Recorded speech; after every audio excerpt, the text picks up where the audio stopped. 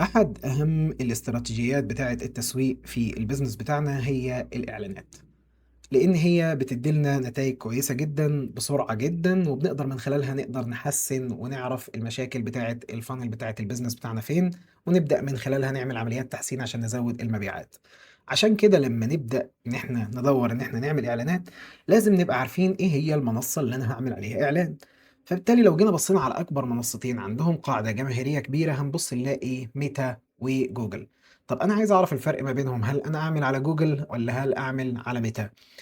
في الفيديو ده إن شاء الله هنشرح الفرق ما بين المنصتين وأنهي منصة أفضل للبيزنس بتاعك، وهنعرف الفروقات كلها ما بين المنصتين. بس قبل ما نبدأ لازم نعرف إيه هي جوجل أدز، نعرف التعريفات بتاعة جوجل أدز وميتا أدز. إيه هما المنصتين دول أصلا عشان لو حد ما يعرفش خالص؟ هما جوجل أدز أول حاجة اللي هي كانت زمان اسمها جوجل أدوردز، وهم بيعملوا الإعلانات أو بيحطوا الإعلانات بتاعتهم في السيرش بتاع جوجل. لو أنت بتعمل سيرش على أي حاجة في اليوتيوب، في الجيميل، في الديسبلاي نتورك، الإعلانات بتاعتهم مبنية على نية العميل، لأن العميل بيبقى داخل يدور على المنتج جاهز إن هو يشتري، فهي نيته إن هو يشتري. على عكس الميتا آدز، الميتا آدز بتبقى مبنية على أساس الاهتمام والسلوك والأماكن اللي موجود فيها الزوار، وبتبقى فيه عن طريق بتظهر، يعني الإعلانات بتتعمل عن طريق الفيسبوك وعن طريق الانستجرام. التمييز ما بينهم هما الاتنين، أو اللي ممكن نقوله يعني في تعريفهم، دي بتعمل ايه ودي بتعمل ايه. لو قلنا ان جوجل ادز هي اللي بتعمل عملية كابتشرنج، يعني بتمسك الديماند، بتمسك الطلب اللي في السوق على الخدمة او على المنتج. اما الميتا هي بتعمل عملية اكتشاف او خلق للطلب ده في بداية رحلة العميل. طيب لو جينا نفهم ايه هو الفرق الجوهري ما بين الاتنين، الكور ديفرنس ما بين الاتنين، هنبص نلاقي ان هو النية. لو جينا بصينا على الجوجل ادز، الجوجل ادز بتظهر للعميل لما يكون بيدور على المنتج او السيرفيس، فهي مناسبة جدا للبوتوم اوف فانل اللي هي العميل بيبقى بيقارن فيها او جاهز ان هو يشتري. اما الميتا ادز فهي بتظهر للعميل لما يكون بيعمل عملية براوزنج للفيسبوك وللانستجرام، فهي بتوري له منتجات هو اصلا مش في دماغه، هو عمالي بس بيقلب على الفيسبوك ومش عامل اعتبار اصلا ان هو ممكن يشوف المنتج ده. زي ما هو راح عمل سيرش في جوجل، لا هو هنا بيعمل براوز في انستجرام وفيسبوك، هو قاعد بيتسلى وبيشوف منتجات ما كانش عاملها في الاعتبار او ما كانش متخيل ان هو تظهر له. فدي مرحلة اسمها مرحلة الديسكفري او مرحلة الاكتشاف.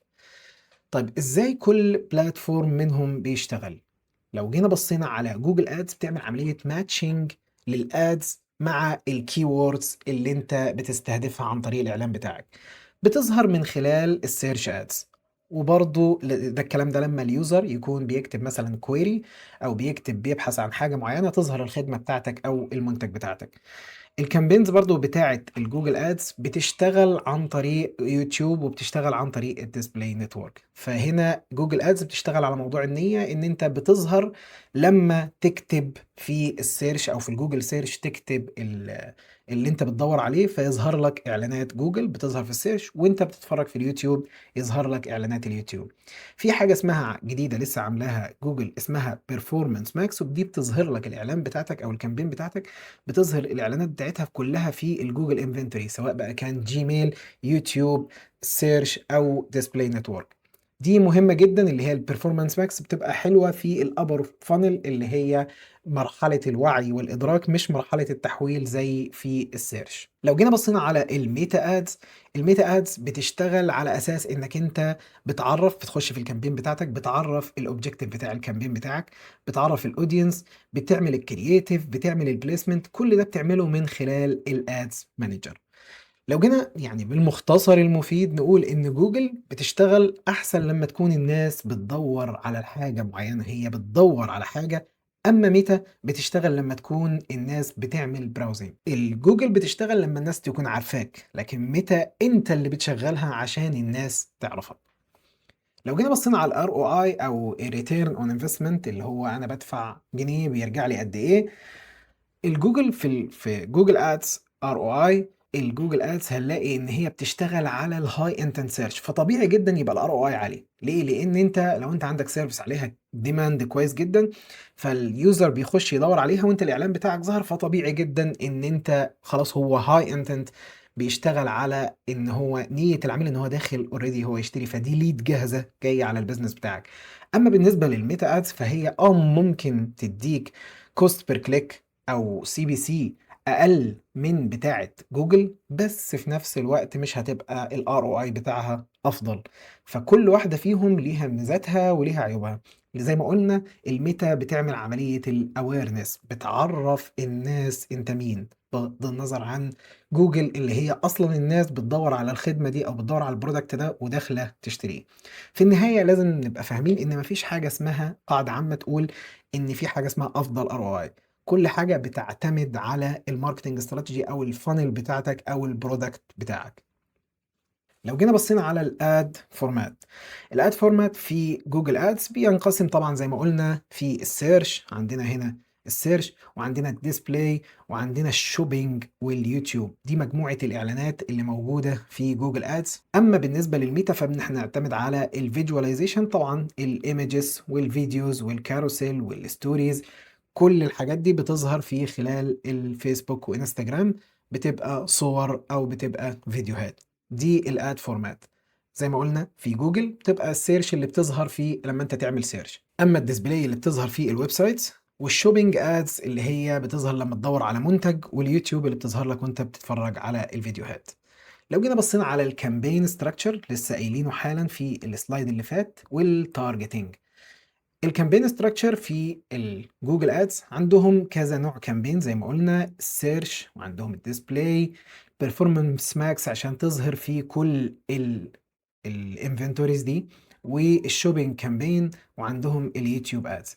بخلاف بقى ميتا ادز عندهم كامبين ستراكشر بيعتمد على الاوبجكتيفز، بمعنى ان انت لما تخش تعمل كامبين بتعمل كامبين بناء على الاوبجكتيف، سواء انت كنت عايزها اويرنس، عايزها ترافيك، عايزها ليد، عايزها كونفرجنز، كل ده بيعتمد على الكرييتيف بتاعك وعلى الاودينس اللي انت بتستهدفهم. لازم تبقى برضو فاهم ان ميتا هي غير جوجل، بمعنى ان هي انت هنا في جوجل بتحدد البروبرتي. يعني ايه؟ يعني ايه بتحدد البروبرتي؟ يعني هنا انت في السيرش كامبينز هي مش هتظهر غير في جوجل، في الديسبلاي كامبين او في البرفورمانس كامبين او في اليوتيوب ادز مش هيظهر هنا غير فيديو.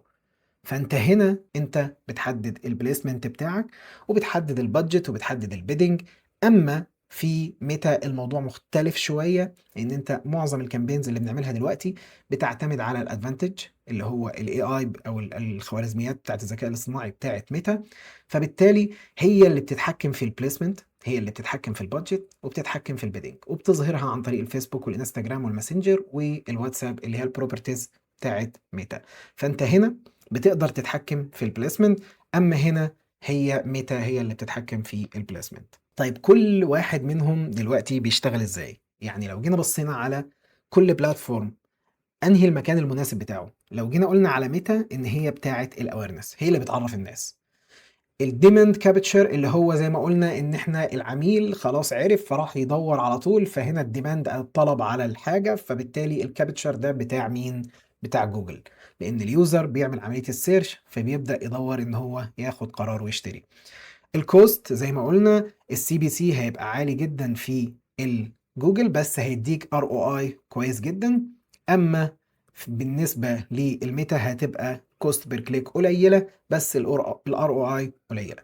في النهايه الفول بيكتشر او الصوره الكامله اللي انا بدور عليها اللي هي قيمه العميل عندي، سواء دخل من جوجل او دخل من الميتا. انا بقى في عندي حاجه اسمها رحله عميل.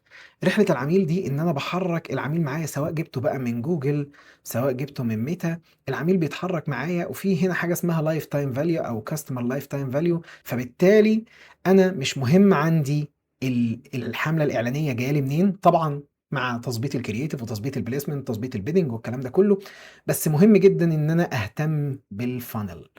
الفانل دي هي اللي بتحدد نجاح الحملة الإعلانية. في النهاية أنا عاوز أختار البلاتفورم الصح للبزنس بتاعي.